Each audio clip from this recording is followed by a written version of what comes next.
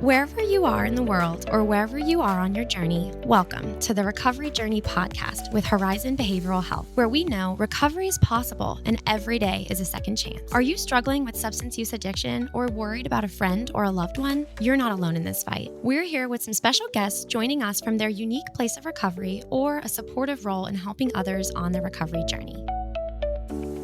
Welcome back, and thank you for joining us on our 5th episode of the Recovery Journey podcast. I am so excited to be here with some very special folks here in our community. So I have here with us today Zach Burgess, who is a peer recovery specialist here in Central Virginia. Hi, Zach. Hi. Thanks for being here today. Of course. And across from me, I have Rhonda Turner, who is a master addiction counselor at Horizon Behavioral Health.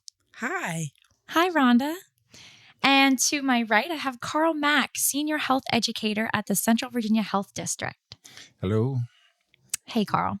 So today we're here to talk about recovery and treatment. And I know our listeners are hoping to hear from some of our guests who have real life experience with addiction and who are walking your own unique journey of recovery today. And we've got 2 gentlemen here that are walking in those shoes and are proudly celebrating, I'm sure, a number of years between the 2 of you. Do either of you know how long you've been celebrating your recovery for? In November will be 21 years. 21 years. And just the other day, I celebrated 18 months. Amazing. Awesome. Awesome. Well, thank you all for being here today. I would love to just get started by giving our listeners an idea of who you are and kind of, what's your role here in the recovery community? Carl, I know you're pretty active in the recovery community. Tell me a little bit about what you do at the Central Virginia Health District as a senior health educator. Yeah, sure. So I'm the first person at Central Virginia Health District to have this position as a peer recovery specialist. And in that way, I had to create the position. I had to create a program. And we now have Partnering for Recovery as a program at the Central Virginia Health District Lynchburg Health Department. And our focus is providing peer support to the 2 area recovery courts that we have. So Lynchburg has an adult recovery court. Bedford has a family treatment recovery court. Awesome. And you mentioned that you are also a registered certified peer recovery specialist. Is that also correct? That is correct. So what all went into acquiring that registered certified title? So to be certified, you have to work 500 hours in the field, and then you have to pass a state exam. To become registered, you're actually registering your certification with the Virginia Board of Counseling, and you get what is a license through them. But it's also necessary if you're going to be billing for your services. You have to be registered. Gotcha. That's good information. Thanks for sharing that. Mm-hmm. So what are some of the things that you're involved in here in the community? So I am a proud member of CVAR, which stands for Central Virginia Addiction and Recovery Resources. And I say for the past 5 years, I've been with that coalition.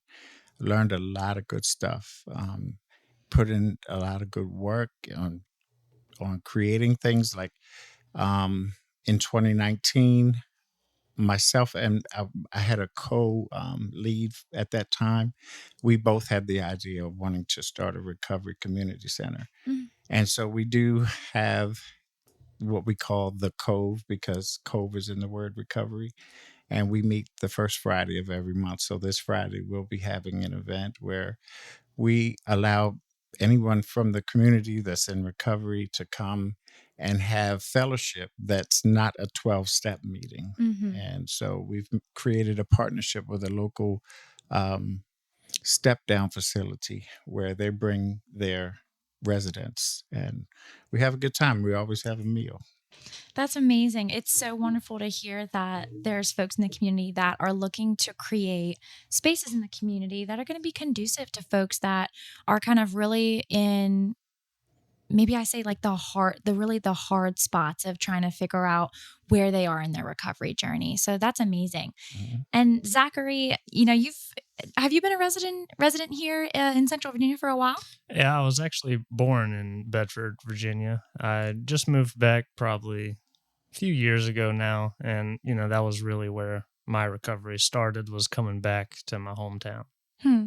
Did you find that when you were in your early kind of like that early season of recovery, did you find that there was a lot of spaces in the community where you could find that support like Carl's talking about? Uh, I'm sure they were out there, but at the time, I was a bit more isolated and not Mhm. really linked up with the resources that I needed. But through a turn of events, playing a video game, I had a friend recommend to get into it, and it kind of spiraled on from there. So that's kind of how you got linked. Yeah, Gotcha. Okay. Um, Wonderful. So, and you and Rhonda came to know each other, right, through the course we do. of that time, and now you are a peer recovery specialist, looking to pursue your certification. Is that correct? Yes, and she's the one who helped hook me up to get into the class, and I do thank her very much for that. That's so wonderful. So, what inspires you, Zach, to kind of give back in that, thinking about that peer recovery specialist role that you're hoping to get into, and having been through a journey yourself, what inspires you to? I mean, you said 900 hours, Carl. 500. 500. That's a lot. That's a big investment. So I'd love to just hear, what's the inspiration behind that? Well, I guess to start, I know what it's like being there myself, and it's the hardest thing to see is somebody else going through what you completely understand, and Hmm. you know a way to get out, and you just want to help any and everybody you can to follow that path along with you. Hmm. Did you have anybody to come alongside you in that early phase of your journey, and who were they?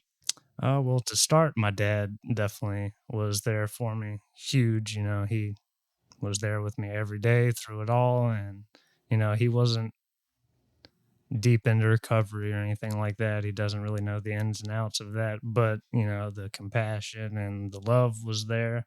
Hmm. And I'm thankful that early stuff helped me get the confidence to be able to go out and seek it myself.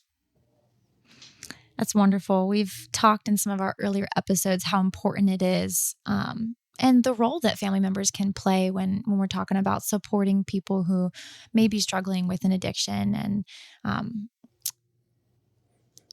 there's a lot of challenges out there, but we know that supportive families can sometimes be the biggest difference in, changing a person's life for the That's better. really huge, Gabriella, because addiction is a family disease. And so when the person who is living with a substance use disorder has all of their life turned upside down and swung around and everything is in disarray, the family is adjusting and Mm-hmm. they're changing, trying to, as Zach said, the father is very supportive. He's very lucky in that way. Exactly. Yeah. But then when that person recognizes that their life has become unmanageable and they want to seek help, then the family has to adjust again Hmm. to this person. So it's really big to have family support. And I encourage it as much as I can. Mm. And I know at Horizon, we really try to integrate that into the treatment services that we provide as well. As we're thinking about how do we connect with individuals, and we know that the family unit can be like a wraparound support system, and oftentimes people don't have that though. We understand that too, and so there's programs like our office-based addiction treatment program. I know Rhonda knows a lot more about than I do, so maybe she can shine a little light on how does that program kind of help individuals to bridge gaps and fill the holes where support may not already be there because maybe they don't have things like supportive families or a good system of support on the friend front or that sort of thing. Mhm. So, our office based addiction treatment program is a program where we use prescription medication to help individuals with the physical and mental health issues that come up from using substances. And so, we particularly focus on opioid use disorder. So, we give Suboxone. what we call buprenorphine as well, to individuals to help them with those the effects, because we know that when you start to go through stop using, your body goes through withdrawal, and the withdrawal symptoms are so severe sometimes is what keeps individuals using.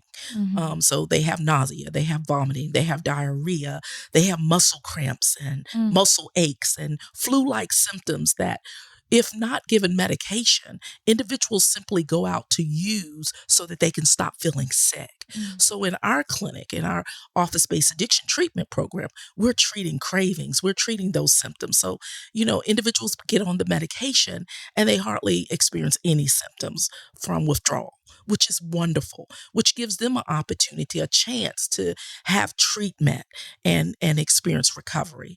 So when we're talking about the family, from day one, we encourage individuals, if they have family, to get to bring them into the clinic, and we can get them education, revive training, which is overdose reversal training. We will talk to them. But a lot of times, individuals have burnt bridges, if you will, with family members. So that family support, as Carl was talking about, Zach being lucky to have, um, Yes. not everyone has that. So at that point, and this is what I like, is individuals like Carl and individuals like Zach, who are peer recovery specialists. They come in and step in where the family should be, Mm. and they provide that additional support to individuals and help them along their journey until they can get advanced long enough in their recovery so that maybe some of those relationships can be reconciled. But it's so important to have recovery peer specialists. We've always had individuals from 12-step meetings to come along, individuals and service sponsors. But it's something so valuable to have peer recovery specialists in treatment, involved in treatment. In the OBAT clinic, we have a person, a peer, that is involved in treatment. And she meets with individuals who may not have the family support, or they may have the family support. And she serves as an enhancement to the treatment that we're offering. And so in the clinic, you'll find that we are a multidisciplinary team. We have 2 medical providers, we have 2 medical assistants, we have the peer, as I mentioned, we have a counselor, we have case management services through our care coordinator, and I oversee kind of the clinic functions. And so we wrap those services around individuals, because we realize we're not just going to give you a prescription and send you out the door. Mhm. We want to address what needs, what are your goals? What do you want to do with your life? Yes, a goal is to stop using illegal substances, but what else do you want to do? Simple things as get a driver's license, which may not be simple to a lot of Mhm. people, but get housing, stable housing. We may have some individuals who are couch surfing or don't have a home, transportation issues, job issues, medical issues. Some individuals want to get medical care. So, whatever goals that they name, in addition to the getting in recovery, stop using, we want to help them to obtain those goals. And I like to say we're doing a pretty good job at helping them. Oh yeah. We're doing a good job at helping them. As you can see, we have Zach here, who is a peer recovery specialist now. But it's really about getting the services wrapped around them. Anybody can go to the doctor these days and probably get a prescription. What makes our program so unique is we're wrapping services around them, and we're meeting the individual where they are. Hmm. And I think that's important in any step, any treatment that you're offering, is meet them where they are. Oh yeah. I mean, I felt very welcome when I came to Horizon. I'm sure going to anything new can be scary for Mhm. anyone, let alone an addict trying to seek help. And they made it one of the most comfortable situations that I could have been through. They hold your hand, but they don't hold it too tight, and they don't drag you forward, and they don't pull you back. Like she said, they meet you right where you are, and I can't do anything but thank you guys for it. And that is so important. And what I loved hearing through the both of you is it makes me think of CVAR again, the work that we do at CVAR. Um, I was fortunate enough to be able to bring to Lynchburg, Virginia's first medication assisted recovery anonymous 12-step group called MARA. And so I've been meeting for 5 years, and we understand that our needs may not be the same as the other individuals in their 12-step support groups, which is fine because they've seen so many people into recovery. So there's nothing wrong with that, but it's unique for a person that's using medication as a means to recovery to be supported that way. And, it's just been great. We've been able to do a lot through CVAR. I want to thank you for Mara, because individuals tell us sometimes that there's a stigma sometimes associated with going in the traditional 12 steps sometimes, depending on where they go. And so it's wonderful to have another avenue or another choice, if you will, that our clients can go and be accepted that they are on medication, because it is a stigma, because people feel like you are substituting one medication for another, not totally understanding the whole medical, value and importance behind that process. Exactly. And I like to, And we just want to thank you for having that in our community, because when someone will say, well, I don't quite feel like I want to go to the 12-step meeting because I feel kind of ostracized or whatever. And this is not in all of them. This is just maybe, a few of them. And we're able to say, hey, let's try Mara. There are individuals who are on medication and they're rocking it at recovery. And so it's wonderful to be able to offer that in our community. And that's huge. It is. And having a support group where they tell you, it's great that you're on medication. My pathway involved medication early on. But I like to try to talk to the people who attend the meeting from a frame of mind that medication has you stabilized. Let's kind of begin to look at the other things that either came from the addiction or help to contribute to that addiction. And so it's a safe space, as you say. And I try to encourage that. Sounds great. Yeah, I mean, having a safe space is probably one of the most important things that I was looking for, because, I get anxiety. I get anxiety from the simplest things. And, when you're trying to do better and, you just don't know how to get started, being comfortable is like my number one thing. And, all the groups that I've been to, at least, everyone there, they hug you. They tell you they love you. They say, keep coming back. And, it's just only going to get better if you keep coming. Yeah. So as a peer, what is one of your favorite parts of the role in supporting individuals in their recovery journey? I would say, for me at least, it's trying to model to the best of my ability what they can have if they just keep following, what we have in recovery laid out.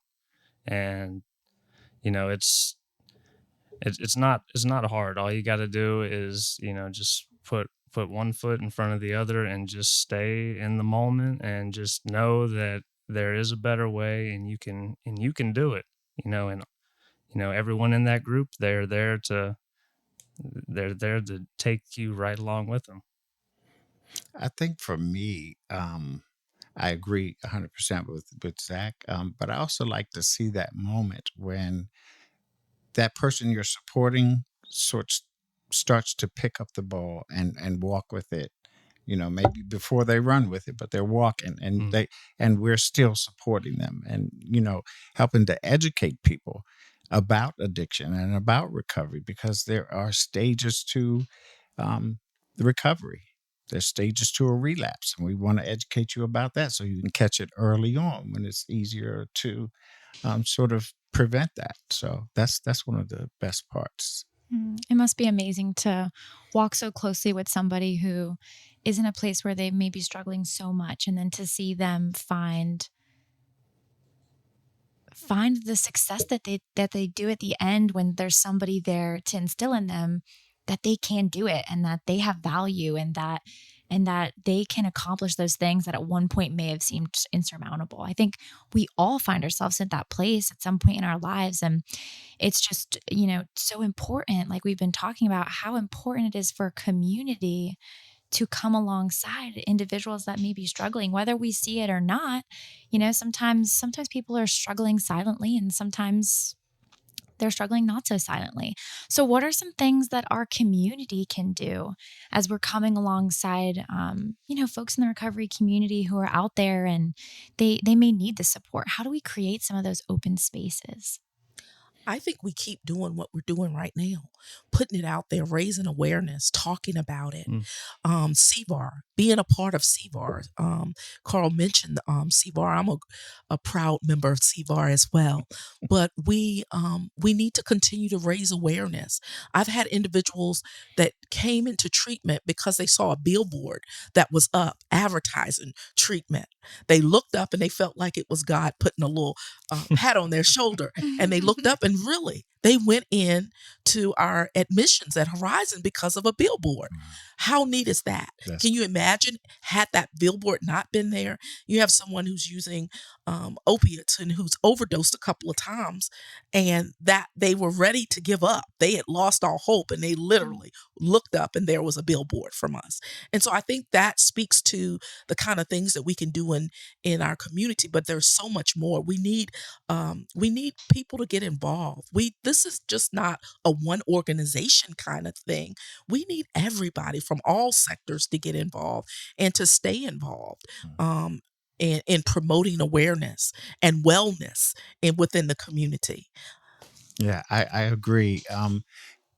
We also need these other people because the people who are currently doing it have their hands in so many things. And we need others to help carry it a little further. Like the COVE events that I do once a month. I have a relationship with Gospel Community Church where they have the space and they're willing to allow us to have that space more often. But I just don't have the bandwidth to be able to keep doing it on my own. And we're looking for those who would want to come and step in and take pride in what they can produce. Yes, and take the lead. You're right. And I think we have to look at it from the perspective is that we all are impacted by substance use, by addiction. We all are impacted, whether that's directly or indirectly. We are all impacted. And if we can take that perspective to heart, then I think we can put some power to awareness and getting it out there in our community that we are all impacted by it. And it's going to take all of us to change and make differences. That means making people aware of what's out there in the community to treat addiction. There are so many people who sometimes when they're going through, they feel like nobody has ever dealt with the problem and they don't know where to go. But if we can keep it before individuals so that they can know, hey, CVAR has a tool online that if you're looking for treatment, you can go there and Google that and go to that and find out who accepts Medicaid, who accepts private insurance. Where are the treatment places at? Because we know that we need more treatment facilities, we need more detox, but where are the ones that are already in existence? So I think we need to keep things before people, and that it takes, we're raising our voices today, but every day. I think you said it, Gabriella, that we need to be having these conversations, at home, on the job, in the community, at church, all places. This should not be a taboo conversation to have talking about addiction. And we all are in the day and time. I remember I've been at Horizon for 30 years. So I remember a time where they would say, if you know somebody who's been impacted by addiction, raise your hand. And so there may have been a few little hands. But now, if you know somebody that's been impacted by it and you're in a group of, say, 100 people, pretty much everybody's hand is going to go up, right? So that lets us know that it impacts all of us. And we all have an obligation to make this our world, our community better for the next individual so they don't have to suffer. One overdose is too many.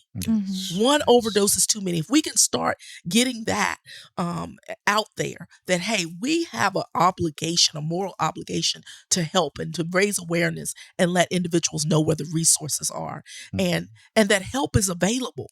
And that's what we do at Horizon is we give hope. We're giving hope to people who feel hopeless and down and in despair. That's our job, is to give hope. We would hope that when you leave us, that you're better. You're not worse, but better, because you met us and we showed that we care. And we are there to walk alongside of you until you can have that hope. And you don't really need us there like that, but we're there. This is what we do. This is why we get in the field, to help individuals who are struggling. And to our listeners who are out there thinking, this is important, and they're feeling as inspired and motivated as I am right now listening to you guys, how, maybe somebody's thinking, how do I take my community groups, my relationships, the ways that I'm already plugged into the community, and how do I make them supportive of everybody in the community, especially those that are struggling with addiction? And I think some of the answer to that lies in making sure we're creating environments that are going to be supportive to anybody and inclusive of anybody that wants to be involved. I know the Central Virginia Addiction and Recovery Resources Coalition has had a few years in a row done walks to recovery out in the park, and we've done community cookouts and, all these different types of events that are happening in your community. And as you're being a part of those things, do what you can to help make those environments, alcohol free, or creating a space where people can open up and have conversations with you about something that they may be struggling with. I think oftentimes people wish, and I know we've had this conversation so many times in a few episodes prior, is that, folks have sat at this table and said, I wish that somebody had told me about this sooner. And it's just, if I had a nickel every time, I don't want to hear that ever again. I don't. Right. And so I just, I wonder if there's anything else you guys might add, as people are thinking like, I can do a better job in my sphere, in my space, in the ways that I'm already plugged into the community. How would you encourage them to make it a place that folks in recovery can also thrive? I want to charge individuals to get educated. Yeah. There are so many events out here that's geared toward educating. You have to get educated before you make an informed decision, or before you start to talk about why something is not good. Make sure that you're educated before you give an opinion. That's the same thing we know. We have a discussion, and it's controversial about, and I stated earlier, about medication for addiction treatment. Get all of the facts first. Get all of the facts. Get the knowledge. Call up Horizon and ask if you don't know anyone to ask. Attend these events where we are promoting awareness and get the information. Because I'm here to tell you that I see on a daily basis people's lives changing. I see individuals who may have been a part of criminal activity, who are now taking their medication, have a job, have a car, have a house, and are productive citizens in our community again. I see this. And I think the message in this is that people do recover. Recovery is possible. And for so long, the media, you look at the media and you're like, will they ever get better? Will they ever get better? Yes, they do get better. But they also need us to be supportive, a community that understands addiction. So yes, first thing, get educated, get the facts. I like to think about the TED Talk where Johann Hari says that the opposite of addiction is not sobriety. The opposite of addiction is connection. And I always start to think back how, when I was connected to certain people and certain things, I did things that got me into addiction. So we need to provide these spaces and these services for people to connect to and have that be recovery oriented. So it was important for me to understand that piece. When I was thinking, oh, okay, so I was in the first Recovery Leadership Academy that was a cooperation between VCU and DBHDS, Department of Behavioral Health Developmental Services. And my capstone project was the idea that when you graduate a program, that's not where people recover. They recover in communities. And so with that, I wanted to create an alumni program for our drug courts. I'm sorry, for our recovery courts. And so we now have that in place. And it's been amazing to have the graduates be able to come back and get celebrated for their birthdays, or, being able to talk to that newcomer and let them know, man, when I was in Carl's office, I couldn't even say the word crack, which was what they were using. And Carl encouraged me, take ownership of it. That's what you did. And it's okay, so we can move forward, because if you keep it in the dark, you keep it hidden, it's going to grow. Mm. And so Exactly. we've been able to encourage some people, and it starts small, especially in a small place like we're in. But the rewards are huge.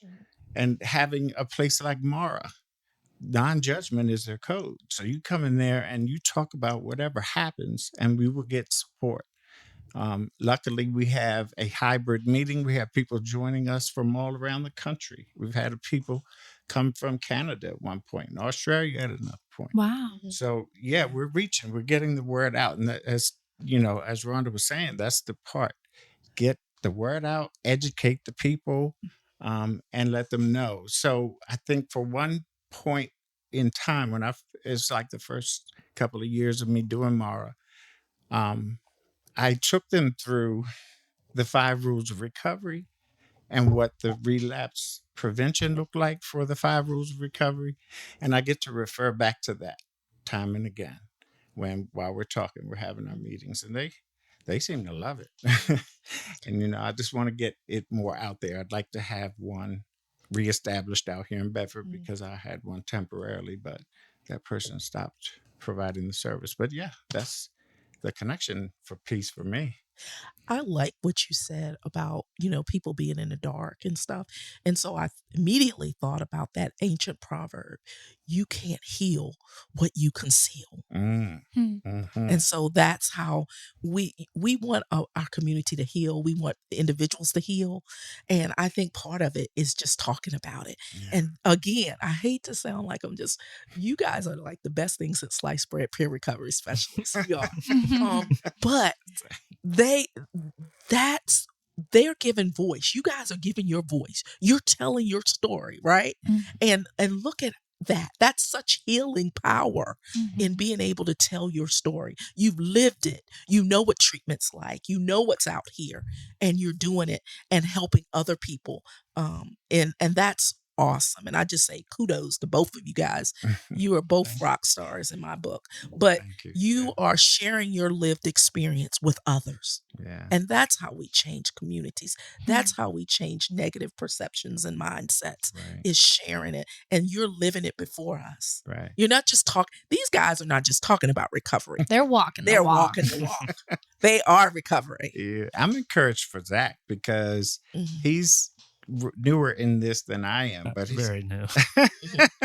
But I can feel your passion, and I can see from what I know about the recovery community here in this area, there's a lot more that we need from people like you, and your energy will be greatly appreciated. There's this idea that when a person helps someone else, it actually helps them. And I used to, when I worked for Horizon, I used to run groups too, and I would tell them, it's like a whole other paycheck that I get. I just can't spend it. So I get to keep that. Yeah. We've mentioned a few times so far in our conversation Recovery Court, and I'd love to just educate our audience a little bit on, what is that program, and how is it offering a service to folks in our community who are in a very special place in their recovery journey? So when I think about recovery court and the participants that we have, and you ask, like, describe it. So we have people, as I mentioned, their lives have become unmanageable. In recovery, you're doing things that you never would have thought you'd wind up doing. And it's a way to hold them supremely accountable. And the thing about it is that it is an excellent intervention into a person's substance use disorder. As Rhonda mentioned, we just continue to put supports around them as long as it's making sense. Like, we're not going to just keep doing it, but these people, I've seen people change their lives in this program. It is an effective program, and I love doing it. It's an alternative to individuals not having to go to jail, but getting the treatment that they need. Many of these individuals, whatever their charge was related or because of their addiction. And so the whole premise here is that give these individuals an opportunity to get treatment and support them in their efforts versus putting them in jail. Because we know that individuals who have addiction, they need treatment. And so that's the beauty of having our recovery court, is that it gives individuals a second chance to get treatment and a second chance at life. Because if they complete the program in Lynchburg in the adult recovery court, that felony charge that they have will go away. And so that's an incentive in itself. But treatment, having a chance to get treatment and a chance at recovery is awesome. And we've been able to see a lot of people go through the program and do very well. Yeah, I've seen some of our participants graduate the program, get their peer support certification, get hired at a local agency. This one young woman, she went to Roanoke and got in with their CSP. We have another one who graduated from Bedford, and she is now an employee at Horizon, but she is working in that recovery court. Yeah. And so that it's just been amazing to see that. And we can support them. We can help to pay for their class or something, if they're someone that we see as promising and earnest about wanting to do it. Well, I can't be a part of a discussion about this massive community undertaking that we call the Lynchburg Adult Recovery Court without thanking the numerous partners. We won't go by name, but there are just so many organizations behind that effort here in the city of Lynchburg. And so just on behalf of Horizon, I would definitely want to take a moment to thank all of those that, pour into that program to support the graduates that come out of that program every single year since 2017. Wow, how exciting. Yeah. Wonderful. And it's great to hear more about that resource and how important it is that, when we're thinking about incarceration, how important it is that, we don't see that as a solution, when we're thinking about substance use and how treatment needs to be a part of that. So I'd love to kind of switch gears here for a moment and talk a little bit to Zach here. You've been awful quiet over here. Yeah. So I would just love to talk more about, and you too, Carl, when you look back on your journey to get to where you are today, what are you most proud of, or what are some of the hardest challenges that you faced along the way to find yourself here and now? I'd say for me, at least, one of the things that I'm most proud of, having been through recovery now, is probably gaining back the trust of my family, my friends, even my animal, my dog looks at me different, before when I was in addiction, it just seemed like, she knew something was wrong. And, now I can be there for her. I don't have to worry about, I don't have to worry about people thinking that I have ill will or bad intentions, at least right off the jump. Like I'm not that guy when I'm clean. When he says that, it reminds me of the closing in Mara, where there's a phrase that says, "We've seen the value of reward we've seen the reward of trust reappearing in our lives, and that always resonates with me when we close. But I wanted to talk to the question that you asked, and I hope I haven't forgotten it. One of the greatest challenges, or what are you most proud of? So, for me personally, my the best thing that I've ever done for my recovery was leave Baltimore, Maryland. And that speaks to, and coming down here to Lynchburg, but that speaks to the connection piece again, the community that's there. I always talk about how there's an active and thriving addiction community, but it's been important for me since I'm here and I'm in recovery and I'm available and I'm passionate about it. Let's create this active and thriving recovery community. My journey was not that I had drug court. So I had to continue to try to do that next right thing. And I was on medication, but that didn't just fix it. I had to go through treatment about 4 times, but being a veteran, there were excellent services available to me. So I had to take advantage of those services and then just keep trying to do that next right thing. As an employee of Horizon, I just took every training that came available to me. And so when I had completed the peer recovery specialist training, I kind of shifted the work that I was doing, running groups and things in the crisis stabilization unit. And that got me my hours. And then when this position came open at the health department, I was the only person that was qualified to take the position at that point in time. So it's like God has ordered my steps. I think I can remember when I first went in the military, the first thing that I was assigned to do in the battalion was to talk to new recruits about the DUI policy and drug policies at the battalion. So, yeah, I think that there's a lot here. That's one of the first things I noticed. There's a lot of things going on, but that's sort of, Rhonda mentioned, it's about getting to know that it's here. People may not know what's going on, and I didn't. Luckily, I had a family member who was plugged in and was able to show me. And so I've just been fortunate to be able to do this work.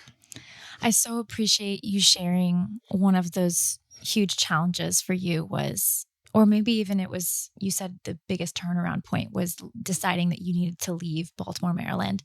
And I just imagine, and I know it's come up in conversations where folks really do need to just uproot themselves and move themselves somewhere else.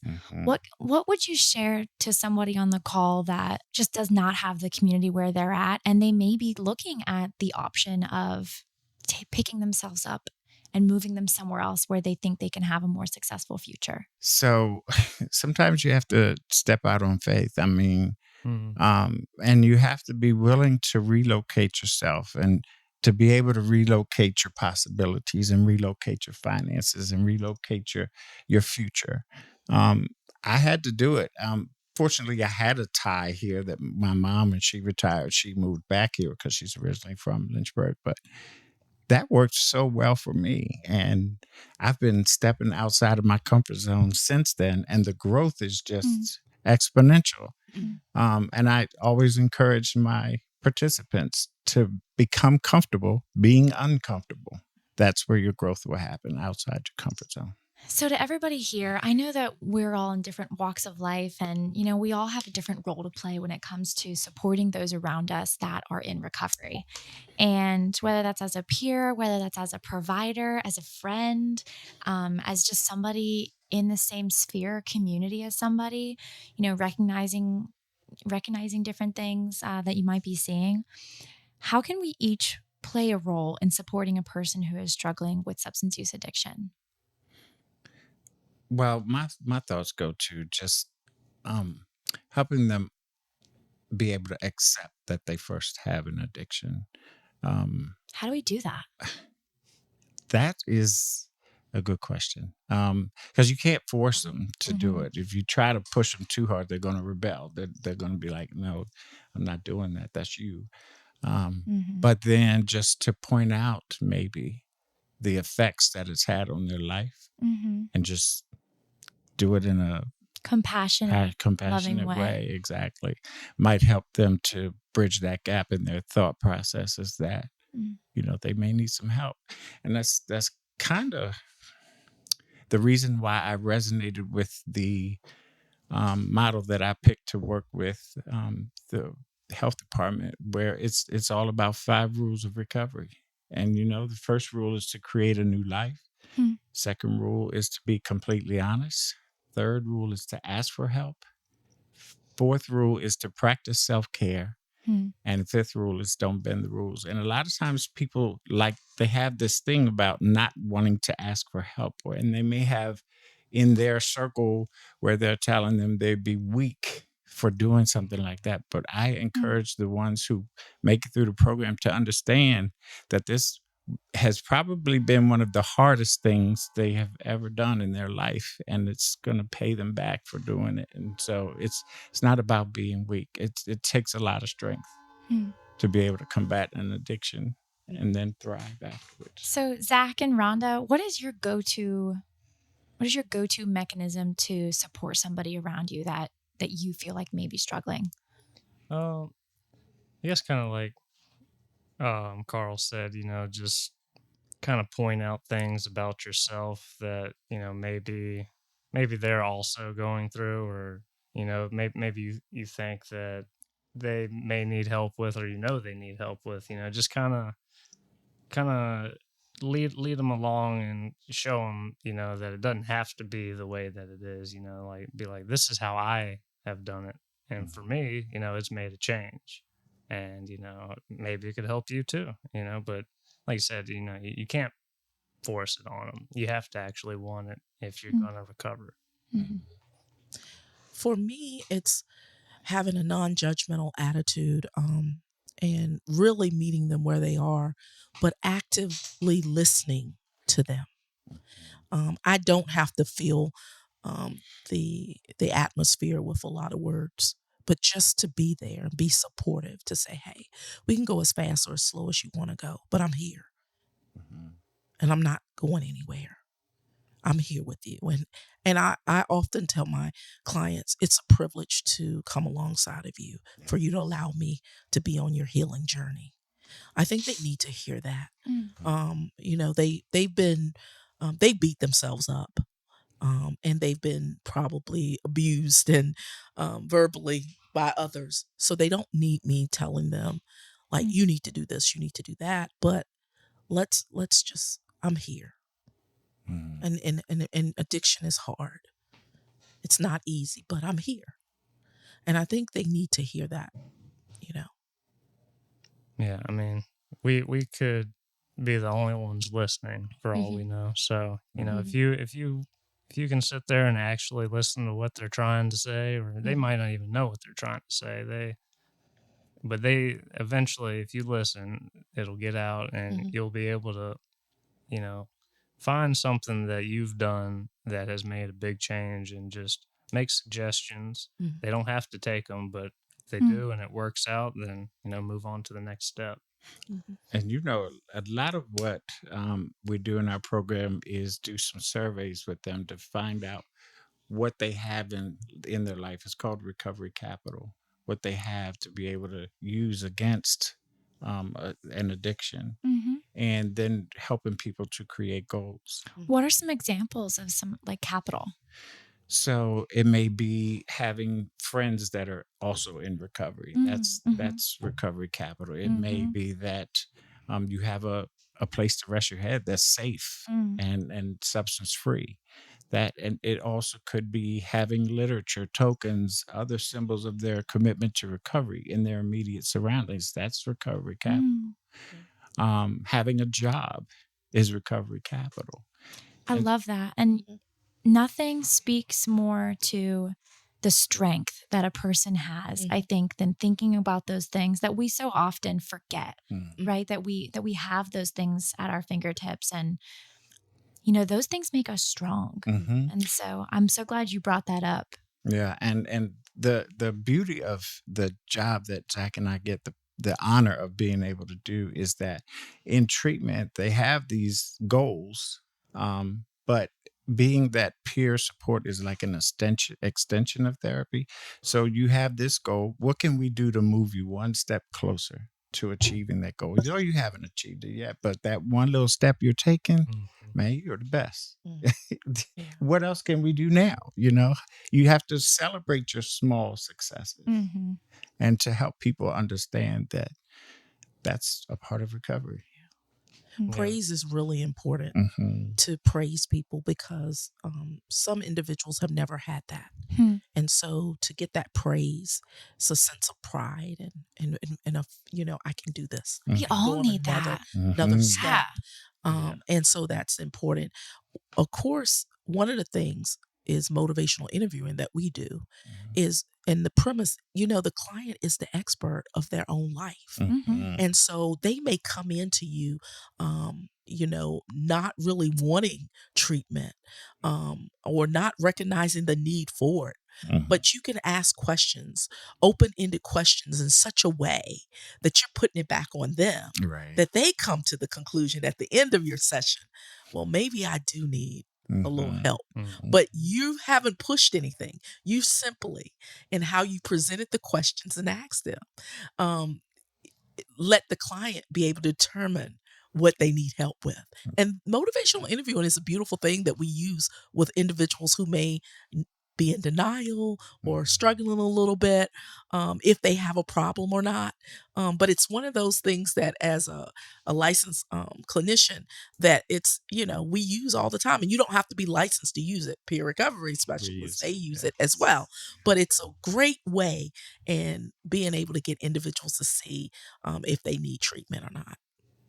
That's part of that thing when you see them get that moment where, oh, this is an opportunity, turn something that was a bad situation into a experience that you can learn lessons from is that piece. And I enjoy the work so much. Well, that's exactly how I feel, being in addiction, a little over a year ago. And then now today I can say that I have the opportunity to be able to help people that are, right where I was no more than a little over a year ago. And I just want to get them up to speed and catch up and shoot even further than where I am. It would be great to see.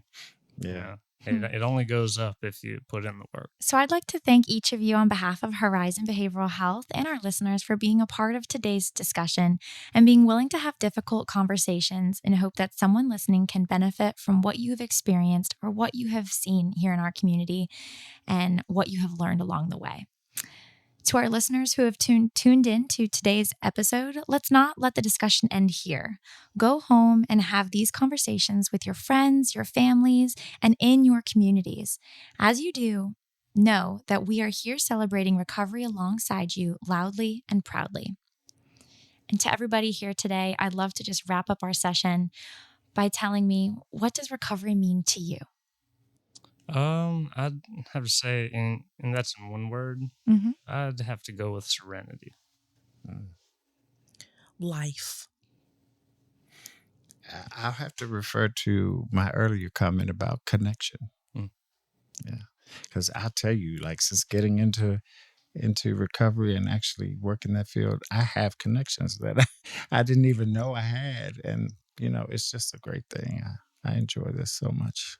If you're interested in learning more about the Lynchburg Adult Recovery Court, we invite you to catch our next episode where we are excited to be joined by 2 graduates from the program who are looking forward to sharing their journey with you.